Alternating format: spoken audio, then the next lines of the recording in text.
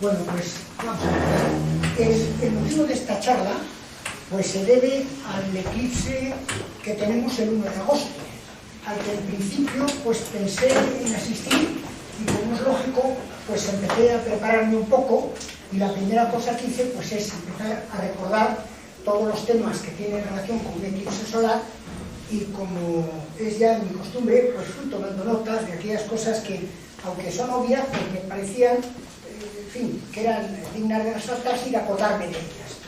Y al final, pues lo que te ocurre como siempre, pues tienes 3 o 4 cartillas ya cogidas de notas de todas las consultas que has hecho, que son todos estos libros los que consulté para tomarlas, y cuando ya finalmente no pude ir al eclipse, lo que decidí es, bueno, prepararlo, montar esas notas en forma de charla y darla a vosotros, porque habrá mucha gente que les iba igualmente recordatorio como me sirvió a mí. Entonces, visto esto, pues vamos a empezar la charla.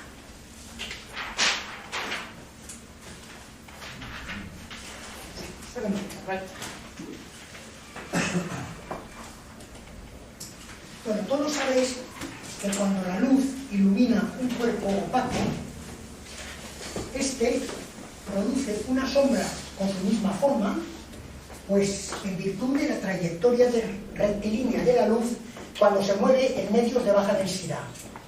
Entonces, concretamente, la Luna presentará o proyectará una sombra de forma circular o elíptica, sea cual sea la forma en que reciba la luz del Sol, en virtud de ese principio físico.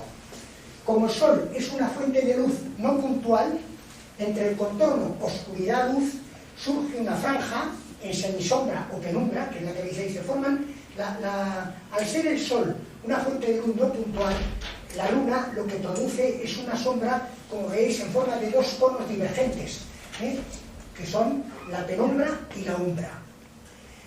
Bien, entonces forma decíamos que hay un contorno que se forma entre el cono de sombra interior, se forma una penumbra, que es la zona que, como veréis, el Sol coge de manera oblicua. Bien, los 2 movimientos básicos de la Tierra, el de rotación y el de traslación, pues presentan importantes efectos en el mecanismo de los eclipses. La rotación es el movimiento de la Tierra alrededor de su eje y que determina pues la formación de los días y de las noches. Y la rotación y la traslación es el movimiento de la Tierra alrededor del Sol impulsada por la gravitación y que tarda, como sabéis, 365 días y cuarto en completar una revolución en torno al Sol. Bueno, esa como es lógico, ya sabéis que la distancia media Tierra-Sol pues es de 150 millones de kilómetros. La órbita de la Tierra alrededor del Sol es elíptica y por eso la distancia Tierra-Sol a lo largo del año varía sensiblemente. El paso por el punto más cercano a nuestra estrella se llama perihelio y se produce a primeros de enero, siendo a principios de julio cuando se tiene la máxima distancia al Sol, que se llama afelio. Entre el afelio y el perihelio pues media una distancia de 4,5 millones de kilómetros, y esa distancia, esa diferencia es la que va a jugar en el tema de los eclipses. La órbita que describe la Tierra en torno al Sol crea un plano que se llama eclíptica, que es fundamental también para los eclipses. Precisamente eclíptica es la raíz de la palabra eclipse, que a su vez viene de una palabra griega que significa que es eclipsis, que significa concretamente, entre otras cosas, desaparición. Al igual que la Tierra gira alrededor del Sol, la Luna lo hace también en torno a la Tierra. En 29,53 días, que es el llamado mes lunar o sinódico y que abarca de lunación a lunación. Durante este periodo de tiempo, durante estos 29,53 días, nuestro satélite nos muestra diferentes ángulos de iluminación en su superficie o fases, que son las que corresponden a la posición relativa orbital que ocupa la Luna con relación al Sol y a la Tierra. A las posiciones de luna nueva y luna llena se les denomina sifigias, que en griego significa pareja. La órbita de la Luna también es elíptica, y este hecho es precisamente el que determina los distintos eclipses que se dan de Sol. Al punto más cercano a la Tierra se le denomina perigeo, y en el mismo la distancia Tierra-Luna es de 356.410 kilómetros. En el extremo opuesto de su órbita o apogeo, la Luna se sitúa a una distancia de la Tierra de 406.679 kilómetros. Así pues, la diferencia entre el apogeo y el perigeo lunar es de 50.000 kilómetros.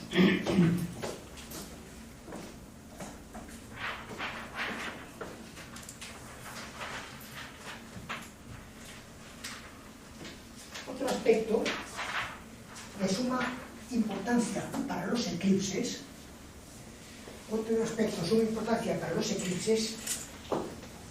es que el nodo de la órbita lunar está inclinado 5 grados 9 minutos con respecto al plano de la eclíptica.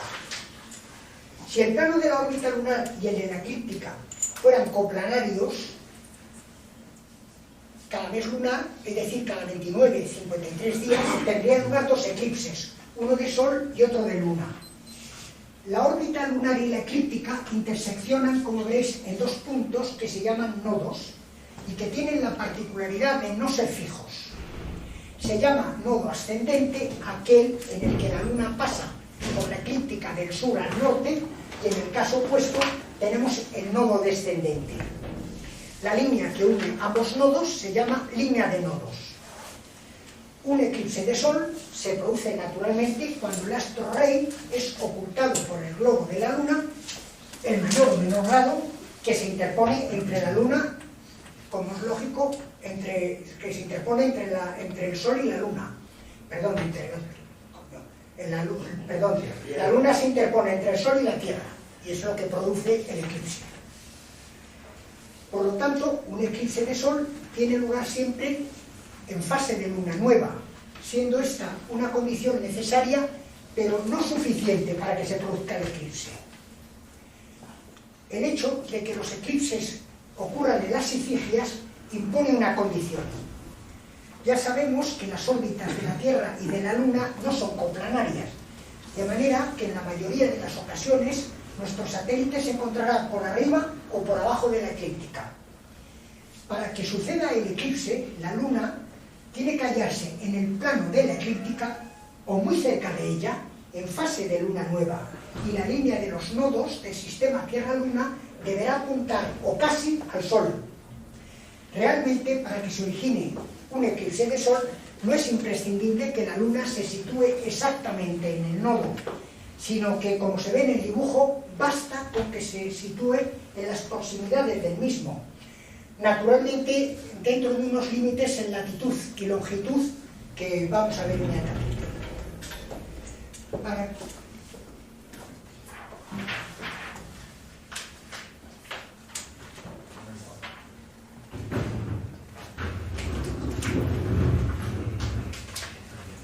que se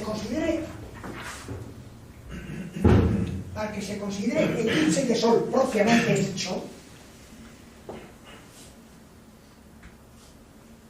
al menos la penumbra lunar debe tocar algún lugar de la Tierra. Como veis en el caso de arriba, la penumbra no alcanza la Tierra, pero la penumbra sí. Entonces, en ese caso se llama eclipse parcial.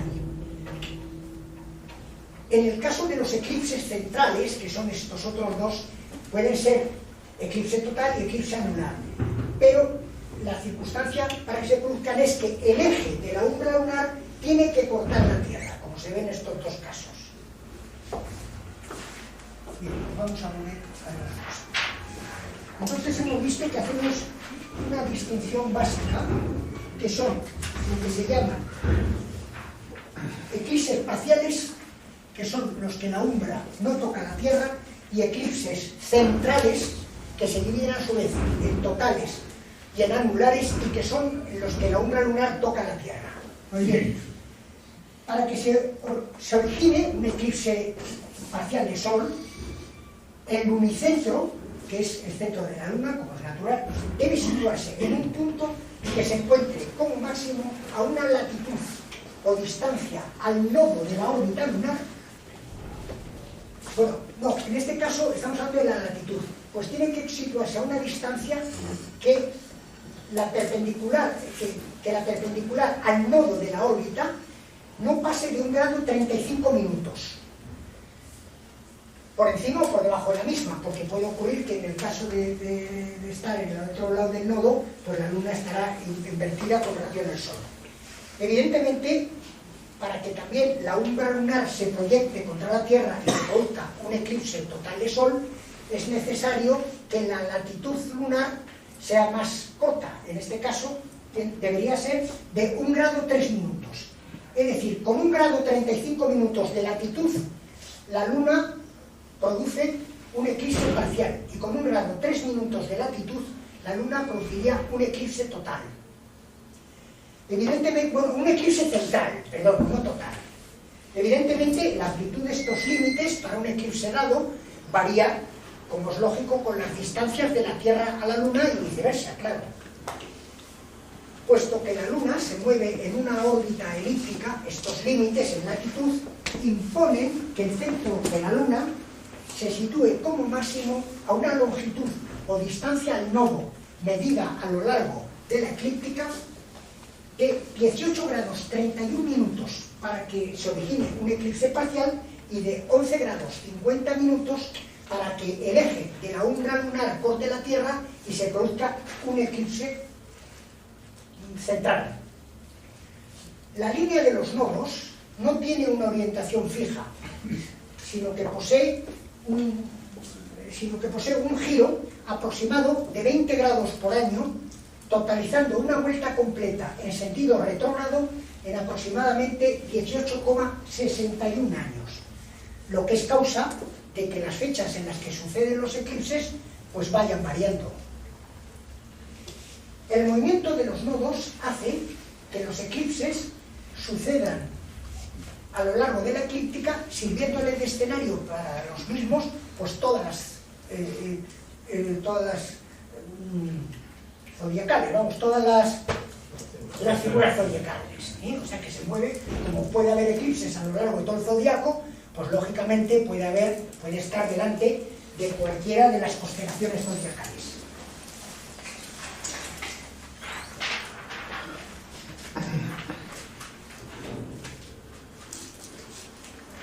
Como ya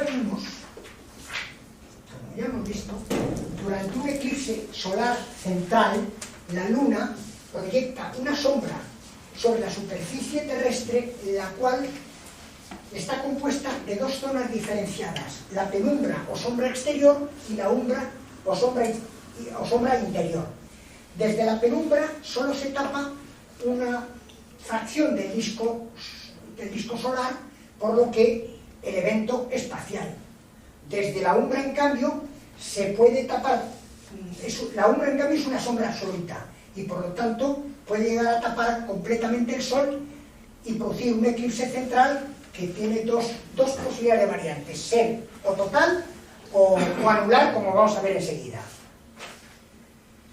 Recordamos, por su importancia, el hecho de que la sombra lunar, al estar producida por un cuerpo luminoso de considerable extensión como es el Sol, pues presentará una geometría de un doble cono, que es la que genera sobre la Tierra la umbra y la penumbra eclipsales. Vamos a ver cuáles son los tipos de eclipses solares que hay ahora.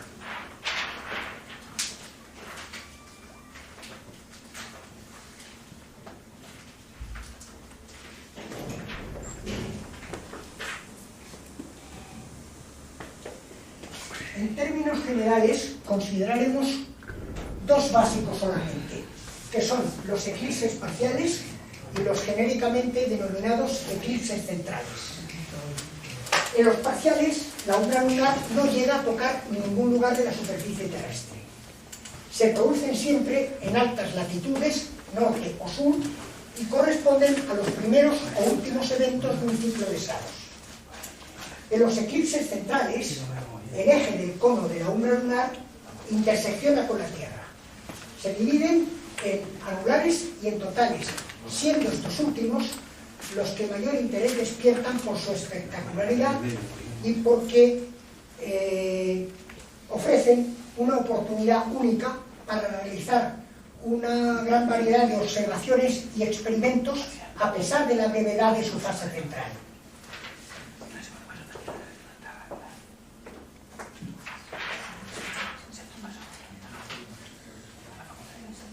Las condiciones de los eclipses,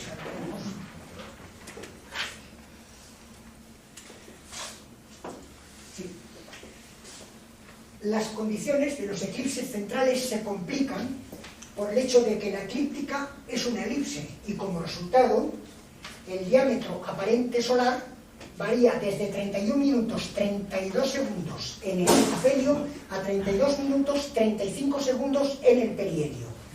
Esta variación del 3% es inobservable a simple vista, pero tiene consecuencias importantes para los eclipses.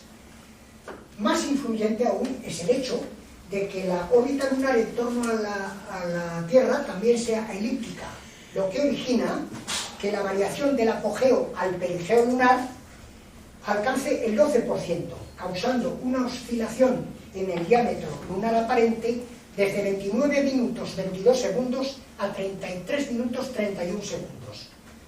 Como se desprende de estas consideraciones, las alteraciones en los diámetros aparentes del Sol y de la Luna son las causantes de que los eclipses centrales puedan ser anulares o totales. Cuando la Luna se halla en el perigeo y la Tierra en el afelio, la umbra lunar se extiende 32.500 kilómetros más allá del centro de la Tierra. En este caso, el diámetro aparente lunar es un 7% o 2 minutos mayor que el solar. Por el contrario, si la Luna se sitúa en el apogeo y la Tierra en el perihelio, la umbra lunar se queda a 39.400 kilómetros del geocentro, siendo su diámetro aparente un 10% o 3 minutos menor que el solar.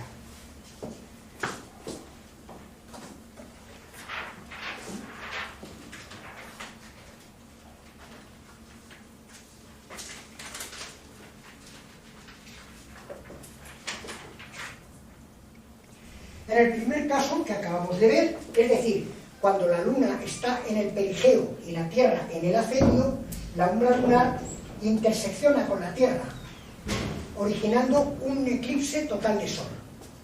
Los conos de sombra proyectados por la Luna, umbra y penumbra, producen un barrido sobre la superficie de nuestro planeta debido al movimiento de traslación terrestre, que determina las regiones desde las que se verá el fenómeno. Si nos ceñimos a la umbra, se producirá un largo y estrecho pasillo, denominado banda de totalidad, desde la cual el evento se verá como total.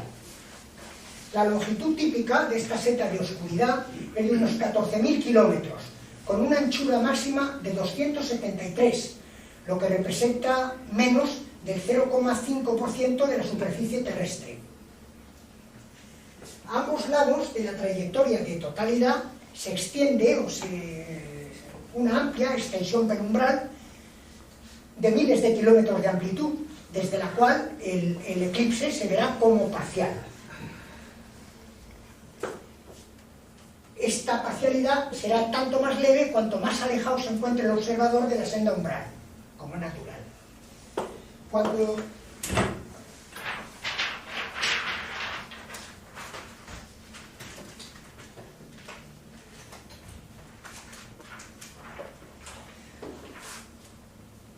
Cuando la situación es la inversa a la que acabamos de exponer, esto es, cuando la Luna está en el apogeo y la Tierra en el perihelio, la prolongación de la umbra genera una umbra negativa o antiumbra, que es, como veis, aquí está dibujado pequeñito, la umbra termina aquí y entonces prolongada genera un cono invertido con relación al otro, que es la antiumbra. Desde allí, desde ella, digamos, la imagen de la luna aparece menor que la del sol y se muestra silueteada sobre la brillante fotosfera solar. Eso es el caso del eclipse anular. Este tipo de eclipse, denominado anular, toma su nombre del anillo de luz solar que rodea a la luna en la fase central del eclipse. En este caso también, y al igual que sucede en los eclipses totales, se crea una banda de anularidad desde la cual el fenómeno se contempla como anular, mientras que fuera de la trayectoria de anularidad el fenómeno se ve también simplemente como parcial, también en una banda de miles de kilómetros de anchura, ¿verdad? Vamos a ver ahora desde el punto de vista del observador cómo se ven los eclipses. Bueno, aquí quiero haceros una observación para que nadie me diga nada al respecto. Es que los dibujos están hechos con una visión telescópica del eclipse, ¿eh? O sea, el Sol, en la Luna, en los eclipses, siempre ataca el Sol por el lado oeste, generalmente, y aquí, como veréis, pues le entra el Sol por el lado oeste, que es como lo ves cuando lo ves con un telescopio. Bien, veamos primero el eclipse parcial, cuyo desarrollo presenta dos contactos. El primero, en el instante de tangencia entre los discos solar y lunar y que marca el inicio del fenómeno. Tras el avance paulatino de la Luna, llega al medio o máximo del evento, que es el momento en el que se alcanza una mayor magnitud del eclipse, que se expresa por una fracción, que es la división, dividir AB partido por B'B. Esto muestra, como es lógico, la magnitud del eclipse expresada en función del diámetro solar. Se trata, pues, de un valor que representa la proporción entre ambos diámetros, el lunar y el solar. La magnitud no hay que confundirla nunca con el grado de oscuridad que mide la superficie solar tapada por la luna y que viene expresado por la relación entre el área del uso ACBD partido por el área solar y que representa el área total eclipsada. El concepto magnitud resulta, pues, más fácil de medir y además puede expresarse tanto en porcentaje como en fracción decimal. Volviendo al eclipse parcial propiamente dicho, a partir de ese momento la Luna comienza a retirarse hasta llegar al último contacto y fin del eclipse.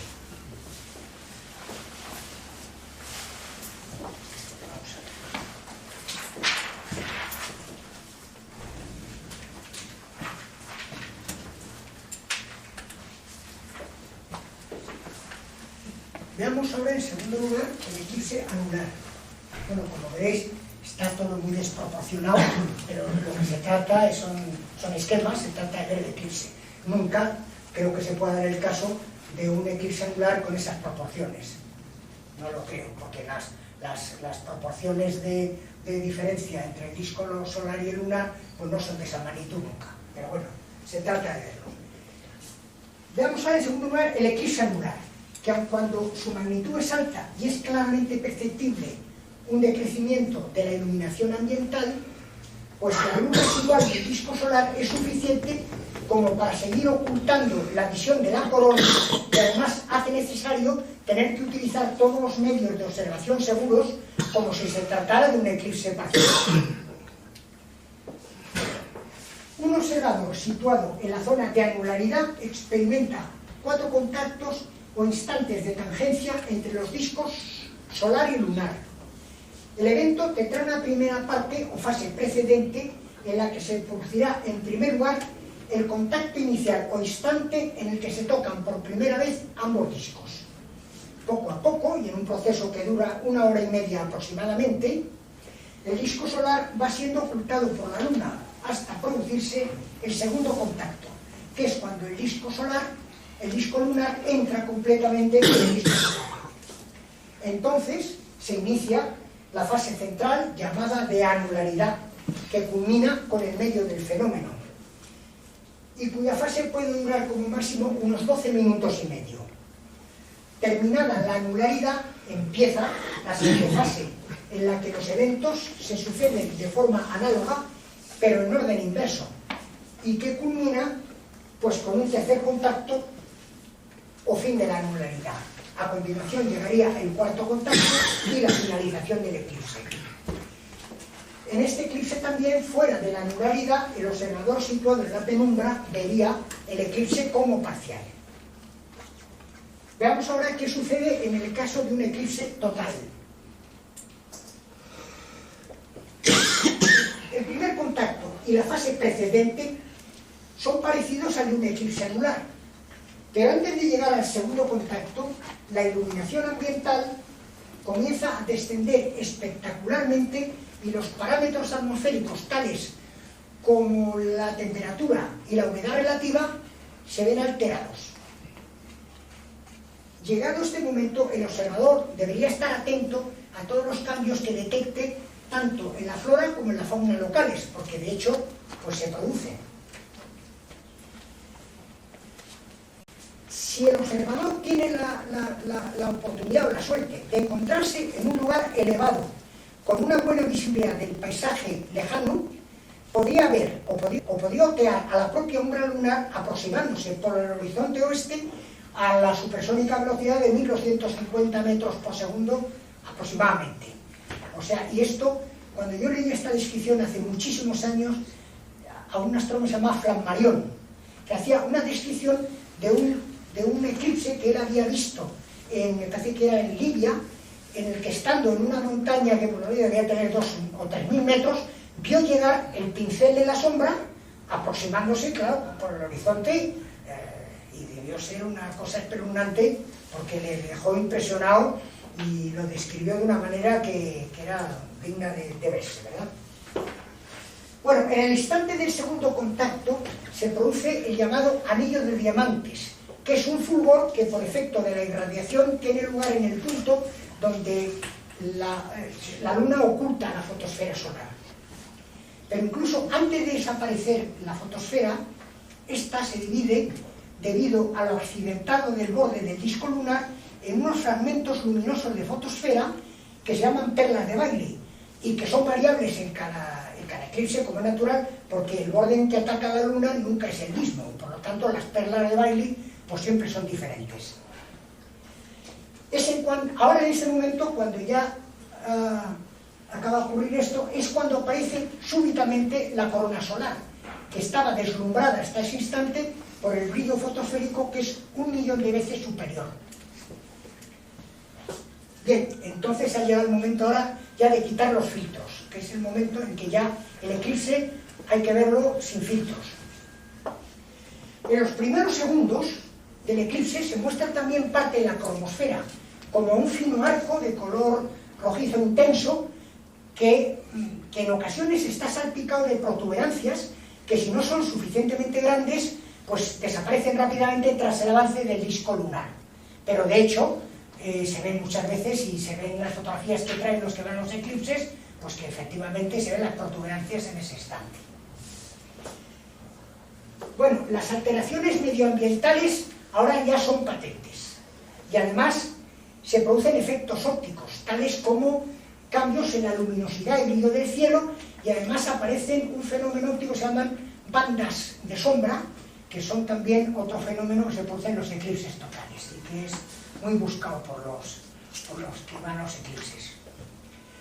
La corona solar, que tiene un intenso color blanco perlado, pues muestra unas estructuras brillantes a manera de chorros que se llaman streamers, que siguen la orientación del campo magnético del Sol y que... ¿qué más? Bueno, y que varían en forma, disposición e intensidad según la fase del ciclo solar en que ocurra el eclipse. Cuando el eclipse ocurre en el máximo del ciclo, la corona solar aparece como un halo brillante circundando todo el Sol. Y cuando el eclipse ocurre cerca del mínimo, como estamos ahora, por ejemplo, Normalmente la corona presentará penachos cerca, o sea, en las zonas ecuatoriales, pero será mucho menos importante en las partes polares. Bien, ahora en un cielo ahora ya oscurecido y rodeado por la resplandeciente corona solar, pues resalta el disco de la luna, que ahora está convertido en un agujero negro en el cielo. O sea que también es otro espectáculo de los que por lo visto pues son sobrecogedores en el eclipse. El primero es ver llegar la sombra lunar y el segundo es ver en el cielo ese agujero que forma la luna, rodeada por la corona solar, que además tiene un brillo muy espectral, o sea que da una sensación muy poco natural. Bien, pues es entonces ahora cuando los planetas visibles a simple vista y las estrellas más brillantes aparecen en el firmamento, creándose una noche artificial, aunque la iluminación parezca más bien la de un crepúsculo avanzado. Sobre el círculo completo del horizonte, supuestamente despejado, se mostrarían colores semejantes a los de una puesta de sol, porque allá a lo lejos el eclipse no es total. Y como estamos como mucho situados en una banda de totalidad que tiene 270 y tantos metros de anchura, pues ver desde un sitio un poquito elevado un horizonte a 100 kilómetros es muy fácil. Por lo tanto, verá que está aquí oscuro y en el horizonte pues tiene una puesta de sol. La totalidad termina pronto. En el mejor de los casos, esto es cuando es un eclipse en el Ecuador, pues no tiene una duración mayor de 7 minutos y medio. Para latitudes medias, la totalidad pues suele ser de unos 4 minutos y cerca de las zonas polares, como ocurre en el eclipse del 1 de agosto, la totalidad pues está alrededor de los 2 minutos. Bien, no obstante lo anteriormente dicho, parece ser que estadísticamente se ha comprobado que la duración media de la totalidad a lo largo de un ciclo de Saros viene a ser como unos 4 minutos.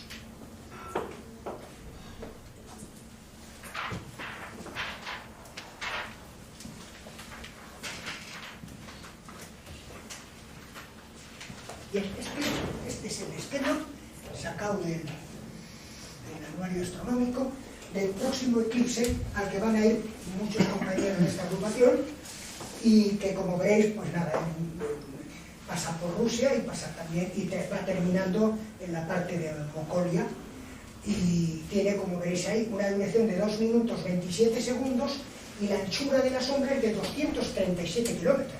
Es decir, aunque estando en el centro, pues a 100 kilómetros de horizonte, pues ves que se vería la luz solar, claro.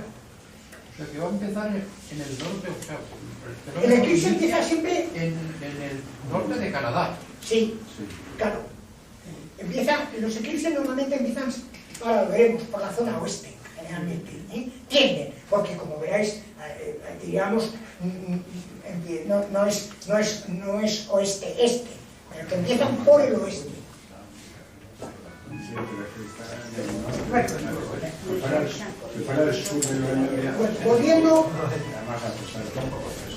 Volviendo al desarrollo del eclipse total del que estábamos hablando, diremos que con el tercer contacto, que origina un segundo anillo de diamantes, los acontecimientos sucederían de manera análoga, pero no es del inverso a lo que hemos dicho, ¿verdad?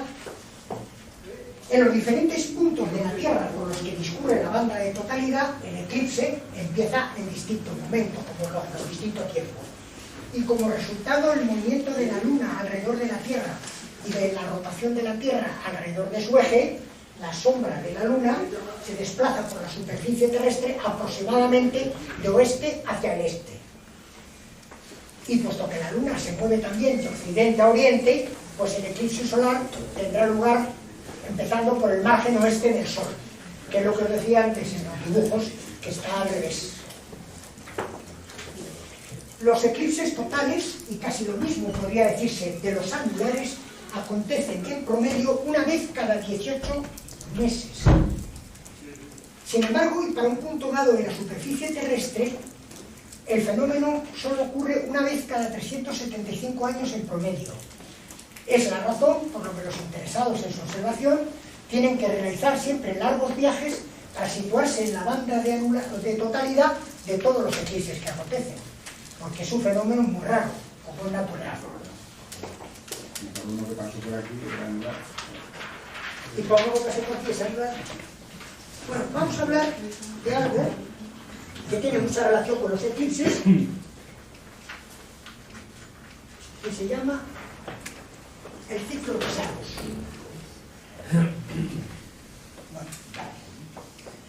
La sucesión de los eclipses se repite casi en el mismo orden, transcurrido un intervalo de tiempo que se denomina Saros. Saros parece ser que es una palabra egipcia que significa repetición. La periodicidad de los eclipses, llamada Saros, fue, enunciada por primera vez en el siglo XVII por el astrónomo Edmund Halley. Fue el primero que dio esta periodicidad, ¿verdad? Cada Saros abarca 18 años y 11 con 3 días. Hay también series de Saros cortas y largas que abarcan respectivamente 1200 y 1300 años, pero de estas aquí no vamos a hablar. En el ciclo de Saros, los eclipses se sucederán en el mismo orden, transcurrido un eclipse inicial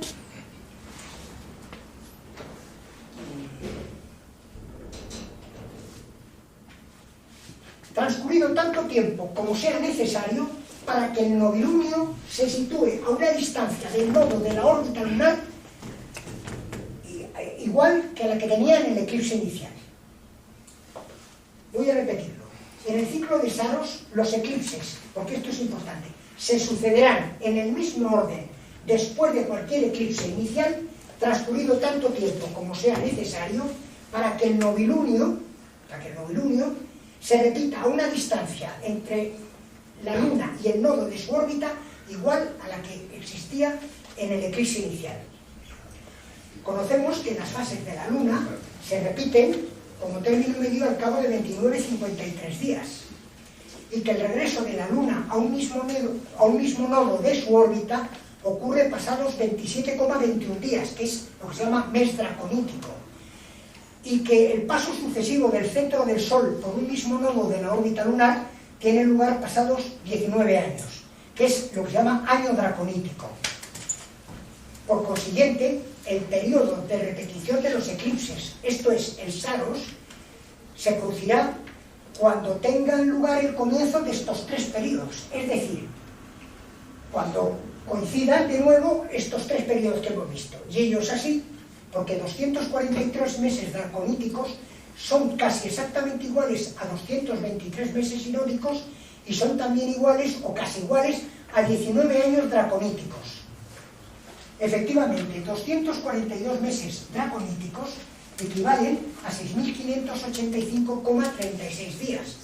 223 meses sinódicos equivalen a 6.585,32 días. Y 19 años draconíticos equivalen a 6.585,78 días.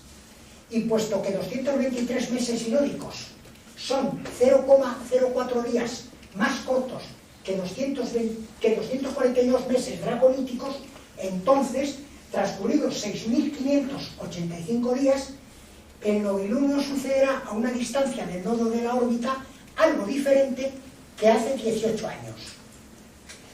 Es por este motivo que las condiciones de los eclipses no se repiten nunca con exactitud.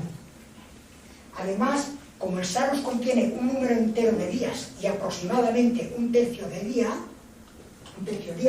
las zonas de visibilidad de los eclipses sobre la superficie terrestre pues se desplazan hacia el oeste y en unos 120 grados. Esto es evidente porque en un tercio de día son 8 horas y en 8 horas la Tierra ha girado sobre su eje 120 grados. Por lo tanto, existe ese desplazamiento de un eclipse a otro a lo largo del Saros. Vamos a ver ahora.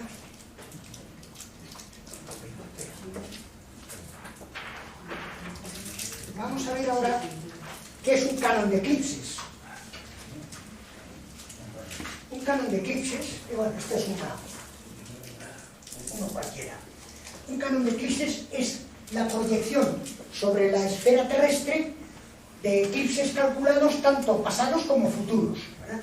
La obra monumental de esto la hizo un astrónomo alemán que se llamaba Karl Ritter Monopolzer, que calculó, por lo que se fía, en 1887 editó una obra que tiene un nombre muy raro, pues está en alemán, no me acuerdo el nombre de la obra, está agotada, o sea que, pero son un porrón de tomos, y por lo que refiere al eclipse de sol se calculó 8.000 entre los años menos 1967, es decir, 1997 antes de Cristo y el 2162 después de Cristo. Todos esos eclipses están calculados en el canon de Opolzer. Y además con relativa, por lo visto, según dicen los que entienden, con relativa exactitud, a pesar de que entonces la forma del geo y de la Tierra pues no tenía la exactitud que tiene ahora. Bueno, la NASA creo que tiene otras tablas más precisas, pero siguen funcionando las de Opolzer. El eclipse más antiguo del que se tiene datación es un eclipse chino muy famoso que ocurrió cuando todavía ni Opolzer había calculado nada, porque ocurrió en el 22 de octubre del menos 2137. Fue un eclipse de sol muy famoso porque le costó la vida a dos astrónomos de los que hemos oído hablar mucho, que eran el famoso Xi y Hou. Eran dos astrónomos chinos que se olvidaron de informar del eclipse al emperador y cortaron la cabeza. O sea que ese es el eclipse más antiguo del que se data, porque figura en un libro chino muy famoso que se llama el Sun Qing, que recoge, es una crónica muy antigua, que recoge todos los fenómenos importantes de todas las dinastías, y es el más antiguo que hay. Bueno, durante cada saros suceden 70 eclipses. De ellos son 41 de sol y 29 de luna. Pero, como es lógico, de este modo los eclipses de sol pues ya vemos que acontecen más frecuentemente que los de luna. Pero sin embargo, para un punto dado en la Tierra se ven mucho más los eclipses de luna, ya que estos se ven desde todo un hemisferio de la Tierra. Mientras que los eclipses de sol son unos 41... No, los eclipses totales de sol son solo unos 10 en cada saros. Y además solo se ven desde una zona relativamente estrecha de la Tierra y que además en ocasiones ni siquiera es fácilmente accesible a los observadores.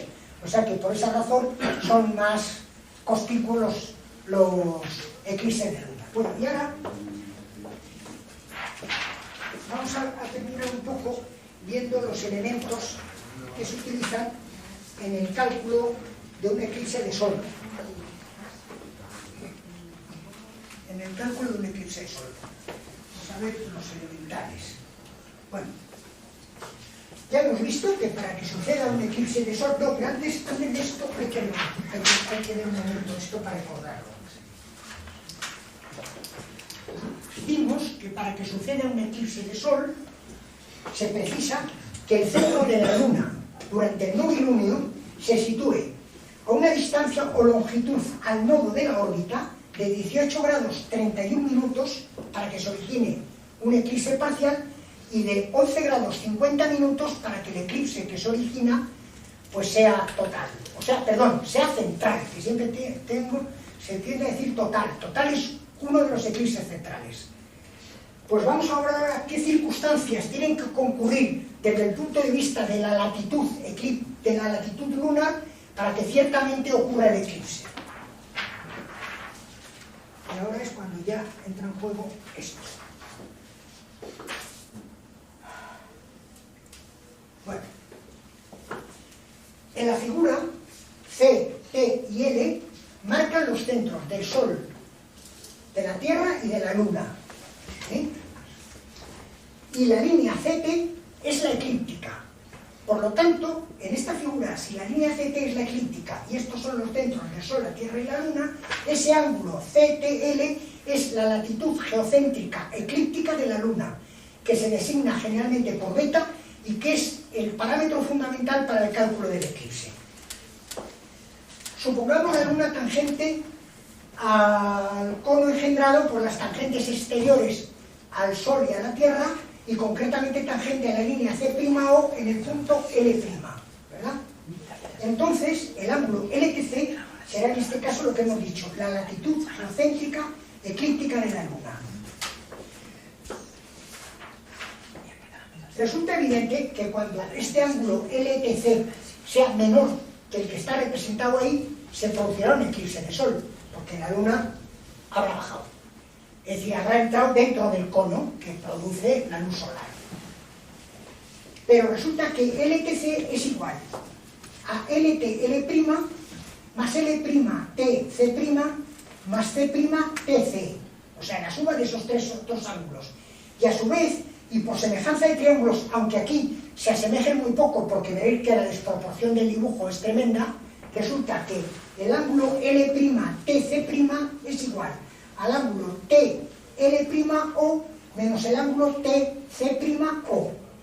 Entonces, sustituyendo en la primera cosa que hemos visto, nos quedaría que LTC será igual al ángulo LTL' más el ángulo TL'O menos el ángulo TC'O más el ángulo C'TC. Vamos a ver ahora qué representa cada uno de estos ángulos que hemos citado. El ángulo LTC, hemos dicho ya que es la latitud geocéntrica eclíptica de la Luna.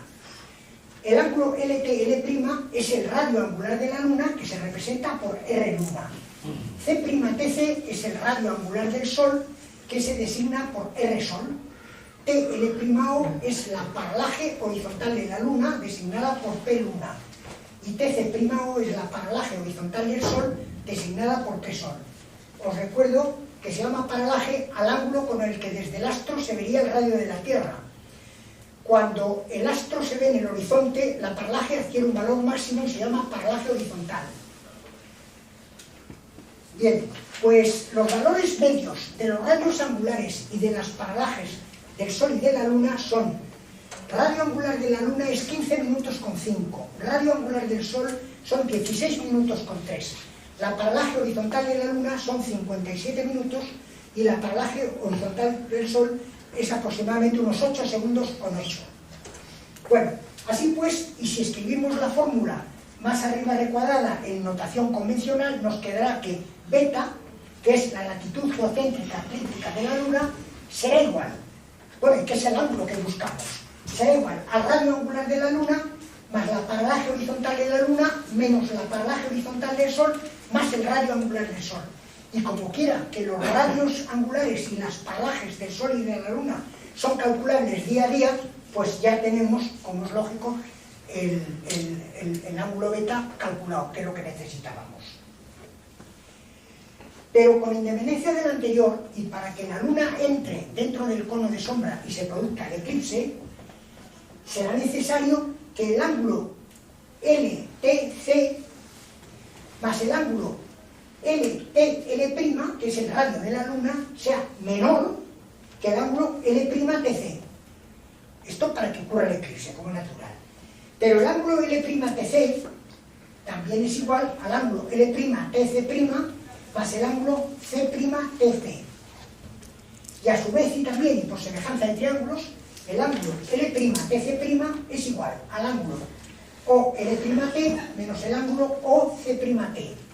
Y sustituyendo otra vez, nos quedaría que para que comience un eclipse de Sol es necesario que la latitud geocéntrica eclíptica de la Luna más el radio angular de la Luna tiene que ser menor que la paralaje horizontal de la Luna menos la paralaje horizontal del Sol más el radio angular del Sol.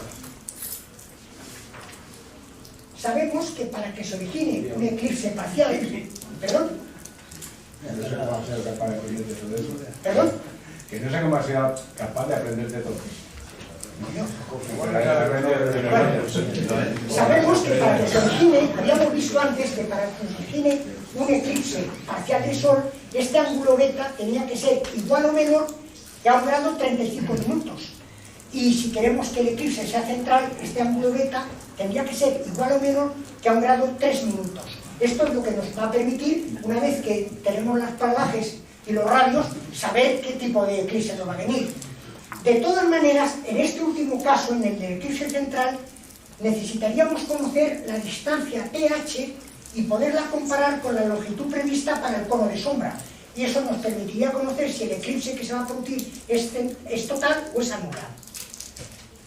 Podemos pues resumir que para que se origine un eclipse de Sol se precisa, además de los requisitos que ya vimos, de encontrarse la Luna en el novilunio y la línea de los nodos del sistema Tierra-Luna apuntando al Sol, que la latitud y longitud lunares sean respectivamente de 1 grado 35 minutos y 18 grados 33 minutos para que se produzca un eclipse parcial, y de 1 grado 3 minutos y de 11 grados 50 minutos para que se origine un eclipse central. Y ahora está aquí. La memoria la tienes estupenda.